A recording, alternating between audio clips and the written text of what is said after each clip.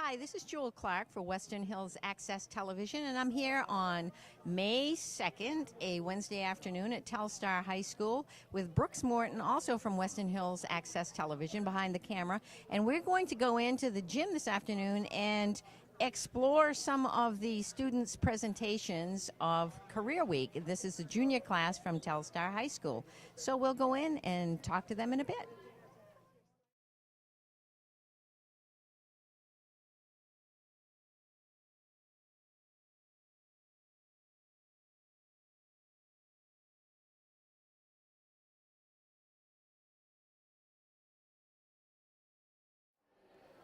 So here we are in the gymnasium with Emily Hanscom, who's going to give us just a little overview of what Career Week is in general, and then we'll talk to her about her project.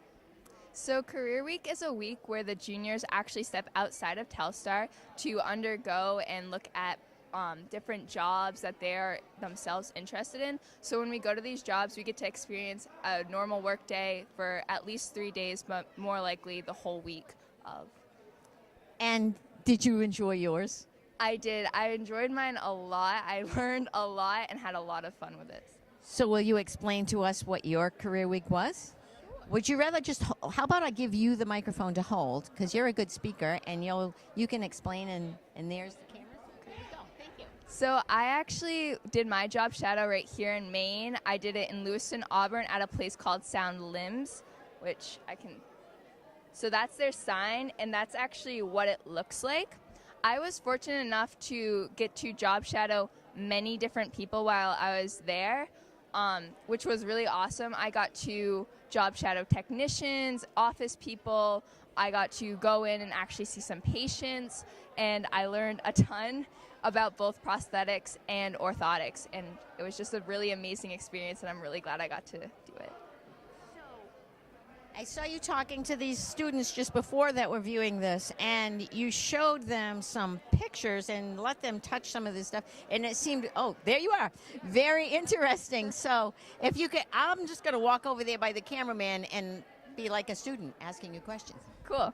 So this is me actually during the Fab Lab. So I have glasses on, safety glasses on right here, because we do grinding of material so the material flies out at you, and then a gas mask because during some of the chemical reactions that we use in the lab, it can get kind of smelly, and if it gets in your lungs too much, you could respirate wrong.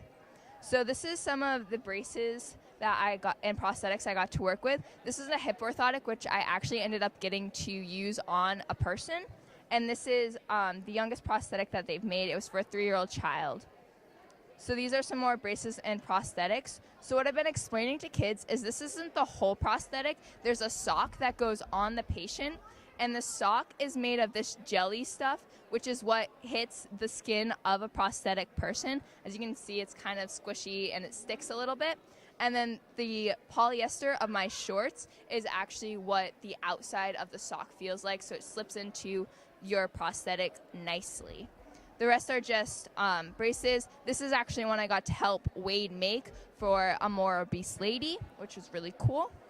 So this is Jay. He was one of the technicians. He is a prosthetic patient himself, and that's one of the models he actually wears. And he was working on it, fixing it up for a different prosthetic patient we were going to see later that week. So this is a finger prototype that they actually made. As you can see, it is very scarily realistic, but it's really cool.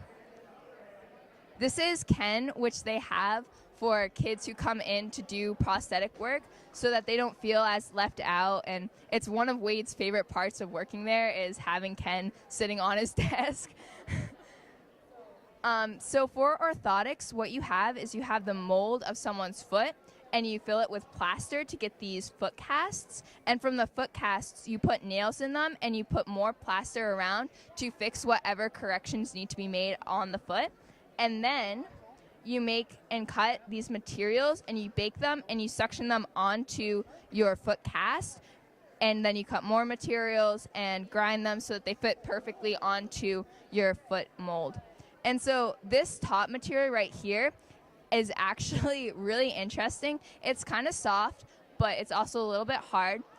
But you want to make sure when you're grinding it, you have your hair pulled back because it can dye your hair blue. And so this is what the end result looks like, and it's just the insole of your shoe. So you take out like a sneaker insole and you put that right in, and that's your orthotic brace, and no one knows it's there except for you, which is really cool. Another thing I got to learn about was lamination of a prosthetic thing. So they used ER resin, which is made of two parts, part A and part B, plus pigment, which you can see there. And so what they do is they just squeeze it and they push it down slowly and they turn it around, and you have to go over the whole thing, and it has to be heated. It feels a little like a melted ice bag, which you can see there. So you just squeeze that and it comes right out nicely and you smooth it over. And then you let it sit under infrared radiation to let it harden and become the shape that you want it to be for the prosthetic patient. So this is really art. Yeah, it is. That's what Rachel, who was another technician I worked with, said. She's like, if you like being involved with arts and creating and like helping people, this is really what you want to do. And So. Is this a career you'd like to go into? Can you hear me asking this question? So we'll redo that part. So this is really art. Yeah, so one of the technicians I worked with, Rachel, actually said that straight out. She's like, if you want to build and create and help people, this is really the job for you. And is this the kind of career you hope to go into? Yeah, so I'm really interested in the biomedical field, especially prosthetics and orthotics. I've been interested in it since freshman year, so I'm definitely looking to get into it a little bit more. But I'm sure you will. And I'll cross the line here. I could see you helping prosthetics with people to dance. yeah, I actually did a Maine State Science Fair on dancing right before I went to Career Week. So after I finished them both, I was kind of like, I wonder if I could actually, manipulate this a little bit to make it easier to move around.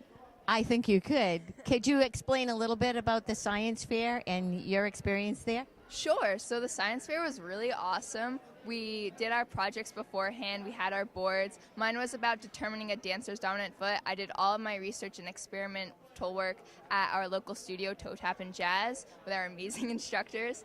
And I found out that the left foot in adolescent dancers was more dominant, which was really strange. We underwent 4 different experiments to test stability, strength, flexibility, and I forget the last one, which is really bad, but and so I had them do splits and spins and arabesques and hops to test all those different things. We went to the science fair, we all set up, judges walked around for an hour and asked us questions and asked us to present. So it was really scary, but also really cool, and it was held at Thomas College. So. And is that the first time that Telstar has participated in this science fair? Yeah, it's the first time Telstar's participated in the Maine State Science Fair. And how many students went?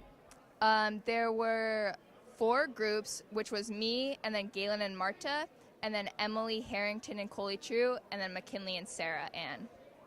So 7?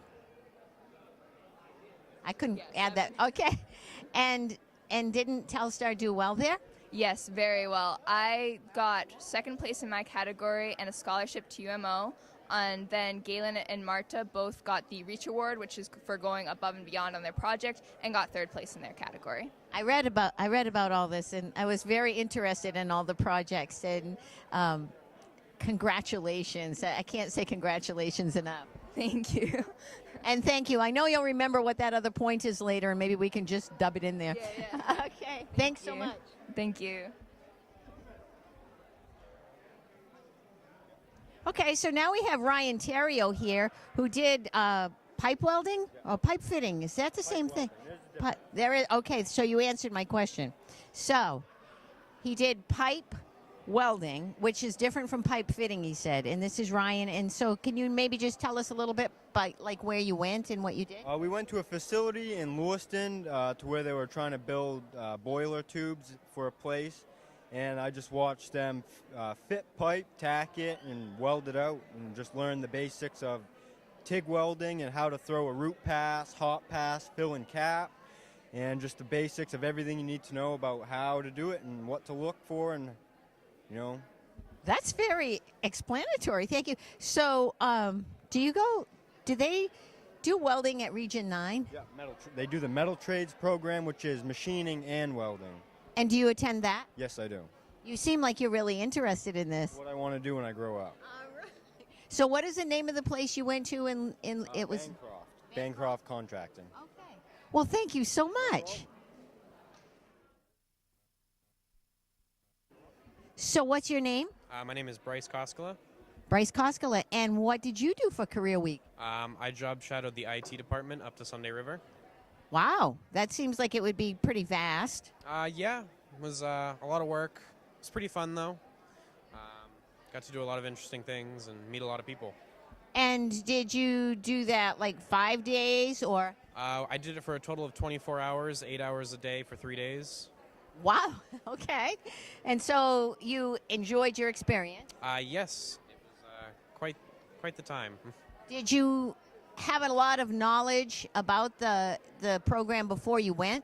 I had a pretty decent idea, and anything I didn't know, they brought me up to speed with, and they were pretty good about keeping me up with them. And if I didn't understand something, they were more than happy to explain. And oh, that's good to know. So, being here at school, what do you study to help further yourself in that?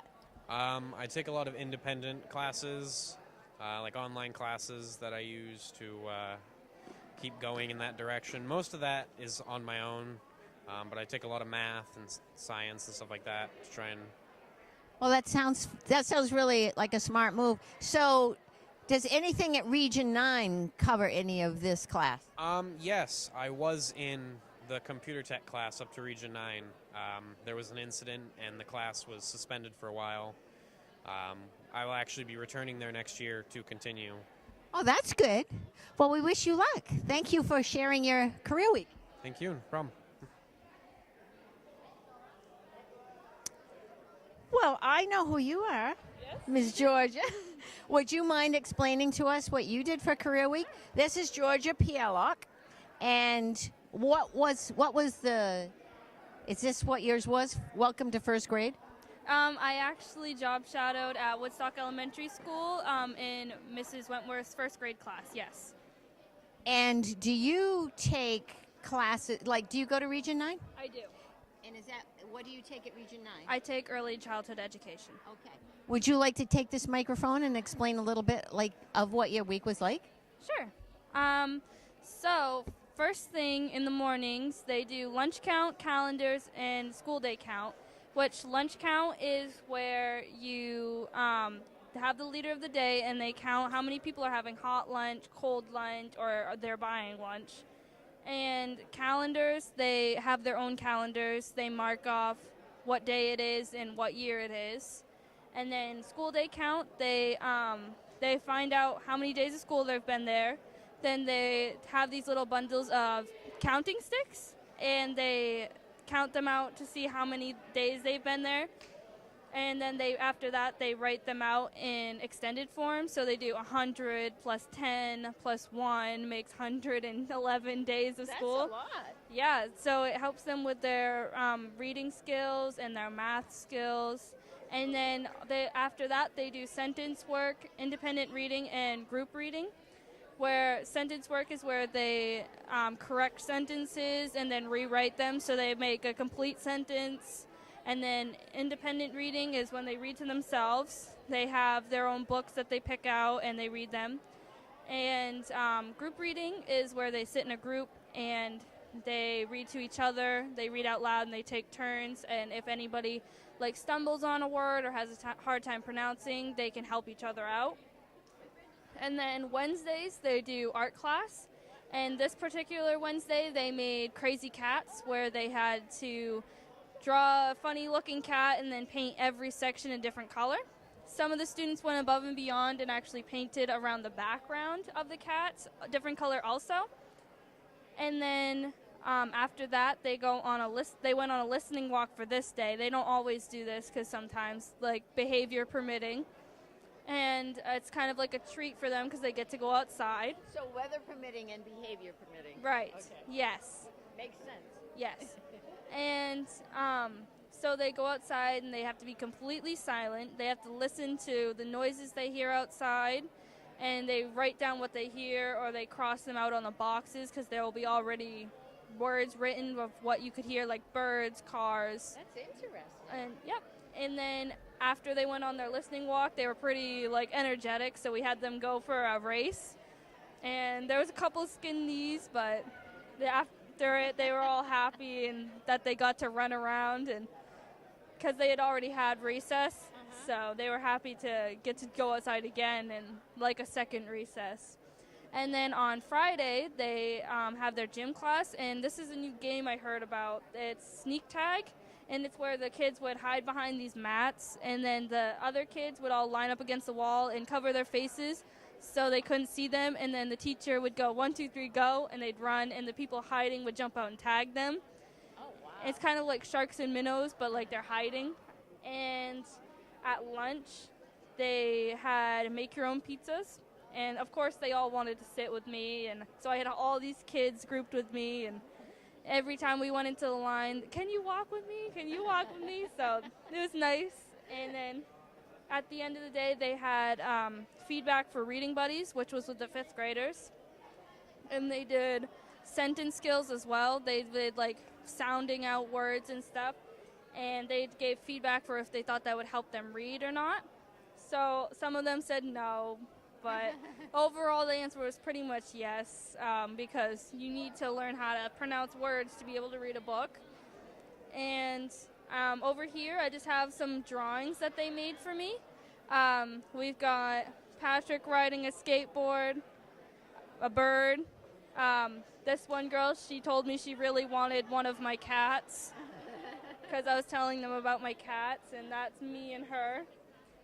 This is Hello Kitty, which I got first about 10 minutes that I was there. Yeah. And then this is me and one of the students, Evelyn, and I think we're reading a book. I think that's what she told me we were doing. And then there's a cat in the background over there.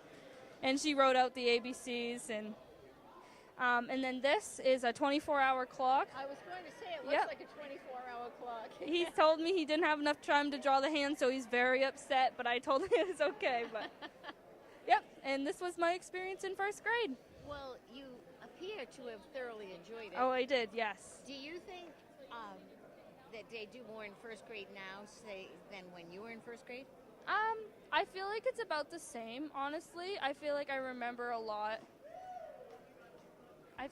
Couldn't hear me? Okay. So we'll go back to, so you had a great time. Yeah. You enjoyed it. And now do you feel like they do more now in first grade than when you were in first grade? I don't think so, because I remember a lot of stuff that they're doing now when I did it, and mad minutes and having to hurry up and do those tests and having to do reading groups and everything. I remember doing a lot of that, so I think they do the same amount, but maybe a few things have changed, but I can't really remember everything from first grade. It appears that they do way more than I did in first grade, but it looks wonderful. Do you want to be a teacher? I do. I would love to be a first grade teacher. And you would do a lot of music with them, I bet. Yeah, of course. Of course. She's a fine singer. Thank you so much. Thank you. This is for Local Access TV, and it'll go on YouTube. Okay. So do you mind? So now we have Julia Cherkis, who will explain a little bit about her career week to us. Okay, so I shadowed a teacher at CPS, a kindergarten teacher, Mrs. Danielson, and I was there from 9 a.m. to 3 p.m. on Tuesday, Wednesday, Thursday, and Friday. And it was kind of a last-second thing. I wanted to do something else, but ended up being here because I want kids of my own someday, so I thought this was a good age group to work with, and it was a lot of fun. I learned a lot. I guess 3 main things I learned would be that, 1, kindergartners are way smarter than you think they are, and that even when you don't want them to listen, they're listening, and when you do want them to listen, sometimes they're not, so that happens. I learned that the extra hour of school on a 5 or 6-year-old is just disastrous. It's almost impossible to get them to focus just in that last 60 minutes.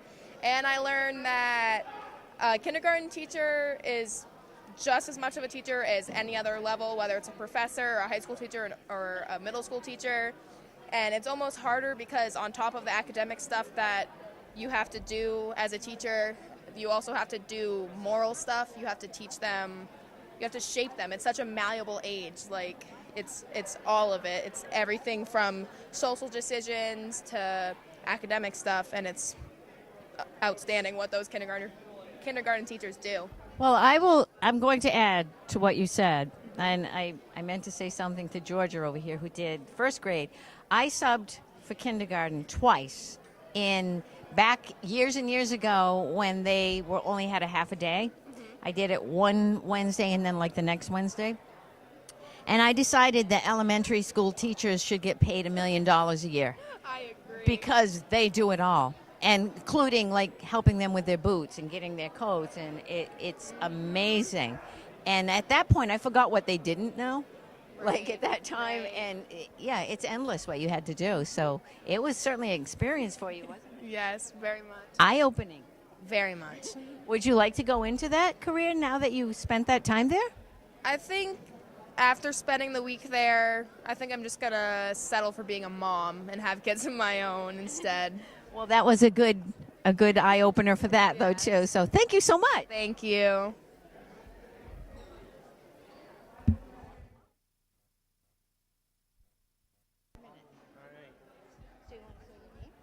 I'm Toby Walker. And Toby's going to tell us a little bit about what he did on his career week. So I went to Mike Field and did field plumbing and heating. I only had 2 days because I went to Region 9 the other days, but I was practicing to be a plumber and heating technician. So on our first day, I got there at 7, and met Mike, introduced myself, and I went to go work with Keith. I had to fill up the van. So the first job we went to, we cleaned out a boiler, and took us around an hour to do. So our second one, we went to a Barry Carver job site. I don't know if you know Barry. He's a carpenter. He was building the house, and we had to put in these baseboards. You guys probably have them in your house. You know, they let heat into the system. We had to solder, like, these 90-degree angle, like, what am I trying to say? Yeah, these Elbows. Yeah, this street 90 is what they call them. Yeah. And we had to solder them. So that's kind of the lubricant, like the flux for the solder. And we had to put them into PEX pipe, which is that, and use the PEX tool to stretch it. So then we could put that stuff on the female end of the pipe, so it all worked together. So then, it's kind of what soldering looks like. The next day I got to hook up these T4 Pros, which are really nice thermostats. You can set them so like you leave in the morning, say you leave around 6 to go to work. You can set it so it'll drop down to like 60 degrees, and then once you get home, you can it'll go up to 70. And these, we kind of had to test that the whole system works, because all this stuff's held together with solder. So once you turn the water system on, if there's any leaks, you have to go back through, re-solder. So there was thankfully no leaks after we did that whole system. And the next one we went to was a Sunday River condo. They had one of those toe kick heaters. They go kind of like underneath your sink or something. It was all kinked up. We tried to replace it, but there was something wrong in the piping and we couldn't get to it, so we had to leave that. And the next, that's a toe kick heater, and that's the whole room we're in. And this one was the last job we went to. And me and Keith we went to an old couple's house up in Sunday River, and they had a sink that didn't rotate. And they kept trying to ask us to use YouTube, and we're like, no, we should be able to figure it out.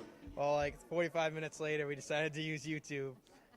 That helped us out, and that was my job shadow. And how many days did you work with them? I was only there for 2, but we got a lot done. You did a lot in 2 days, and it looks like you enjoyed it. Is this what you study at Region 9? No, I went to auto mechanics. Okay. But I've been on calls with some of the employees there before, so I kind of wanted to try it, and I really enjoyed it. It was good. It was a good experience. That's awesome. Thank you for sharing it with us. No problem. About your career week? It goes on local access TV, and it'll get connected to YouTube. Oh, okay. Do you mind? I don't mind. Okay. Basically what I did was... And you're Reese Rosenberg, right? Yes, I am Reese Rosenberg. And you're a good actor, too. Oh, yes. I saw you in the play. That's awesome. So, yes. All right. So tell us a little bit about what you did. What I did was informational technology, or IT for short. And basically what you were supposed to do was go around a hospital and find out what needs to be fixed. Some examples of what needs to be fixed are keyboards, mouses, monitors, and printers. And where did you do this? I did it at St. Mary's Hospital in South Portland. In South Portland? No, not South Portland, South Paris. Oh, okay. Oh, wait. Stevens Hospital, or is St. Mary's have a Stevens branch? Memorial Hospital. Okay, Stevens Memorial Hospital in South Paris. And how were you there, like throughout the days? I was there Monday through Thursday. Okay. And like just like a 5-hour day, or? It was basically a 6 hours a day, actually, from like 8 o'clock to like 2 or 3:30 or something like that. And how many people are in that department down there? Oh, there's a lot.